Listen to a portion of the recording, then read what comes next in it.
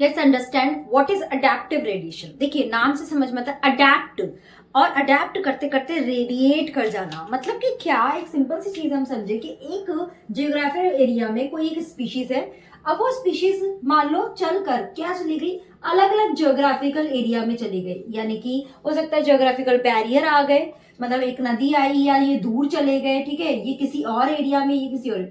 अब अलग अलग जगह जाने पे क्या हुआ, ये वहां के एटमॉस्फेयर के हिसाब से अपने आप को अडेप्ट करेंगे। तो अब मान लो कोई ए स्पीशीज थी, अभी ये वहां जाके A1, A2, A3, मतलब कि अलग अलग स्पीशीज बन गई ड्यू टू दी अडेप्टेशन। और अब क्या हो रहा है, ये रेज की तरह रेडिएट कर रहा है, इसलिए हम इसको कहते हैं अडेप्टिव रेडिएशन। जहां पे दो आपके very best example, one is the Darwin finches, another is the Australian marsupials. अगर हम इसको अपनी एनसीईआरटी में देखेंगे तो देखो ये आपका क्या दे रखा है, डार्विन फिंचेस। तो देखिए क्या है, ये एक मतलब बर्ड है जो क्या हो रही है अलग अलग जगह में, because of availability of food, इनकी बीक साइज जो है वो डिफर कर रही है, ठीक है ना।